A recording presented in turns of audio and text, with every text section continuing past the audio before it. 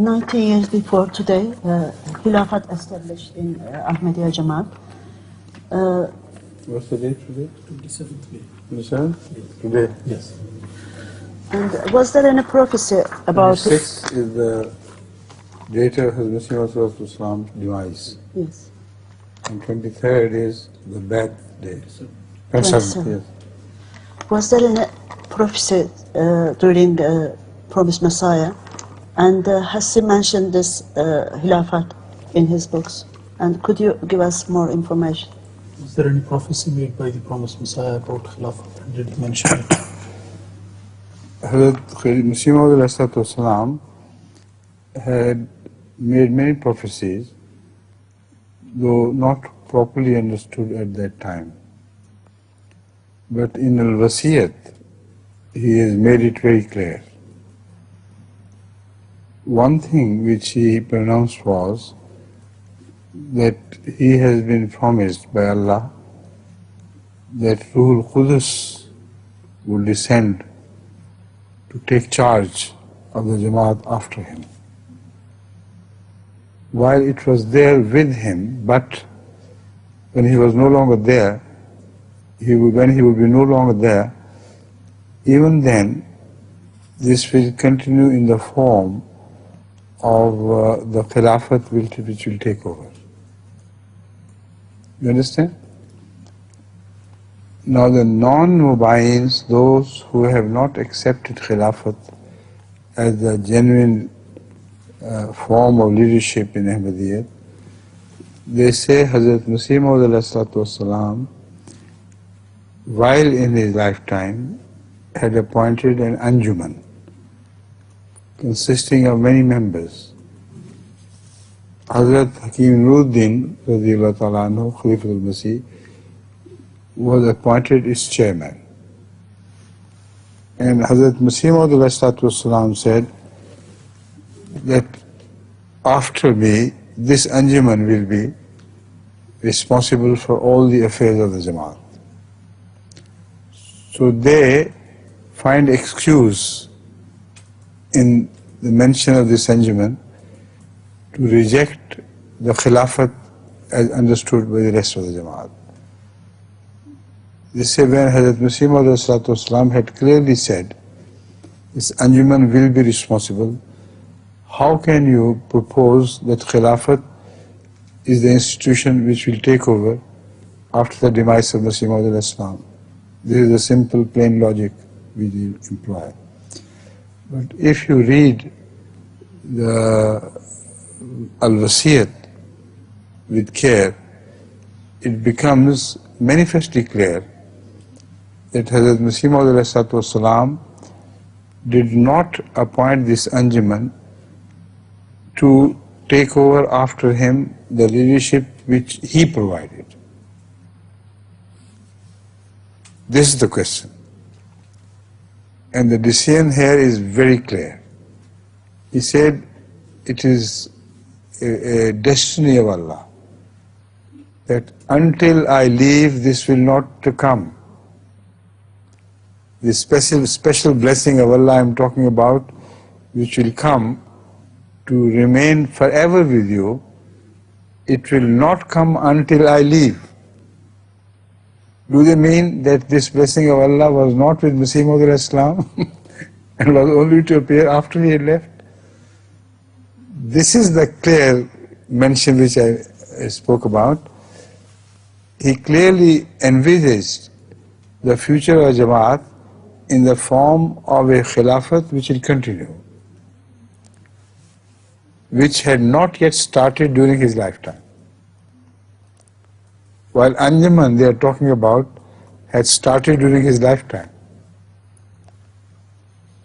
So this is the dividing line, very clear-cut dividing line.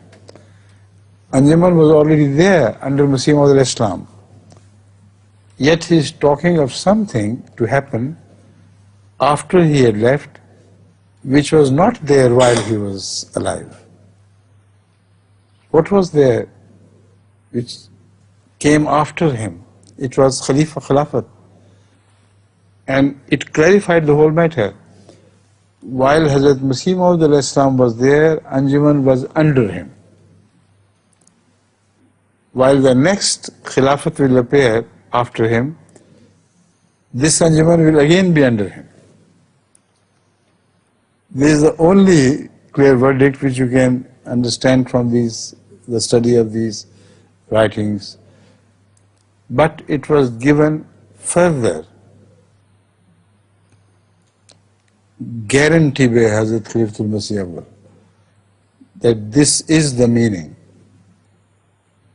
He, during his Khilafat, made repeated mentions to the concept of Khilafat and Anjuman and made it categorically clear that what I understand from Masih Maud writings and his verbal addresses, this is the meaning. So number one, his arguments, and I'll build his arguments. He said, you, O members of Anjuman, some of you, claim that you are superior and the Jamaat affairs should be run under you. If so, why did you extend your hands to accept my bayat or to permit me to accept your bayat? Why did you extend your hand for initiation? You are superior and I am, as a Khalifa, an inferior, then you should have ruled me. What right had I got to rule you? And all of you, without fail, without exception, did my bayat. This means that whatever happened immediately after Hazrat Masih Maud left, according to his wasiyat, this is what happened. That you accepted the supremacy of one man. And that man became your Khalifa. And Hazrat Masih Maud had said that this will continue forever. It will not finish with my death. It was a very strong argument which he built. And then repeatedly addressing these people, he said that if you still insist that you are the Anjuman which was created by Masih Maud to work forever, instead of a Khilafat which has appeared to work forever, then either you get out of the Jamaat or do your bayat again, because your covenant of bayat is broken with these thoughts.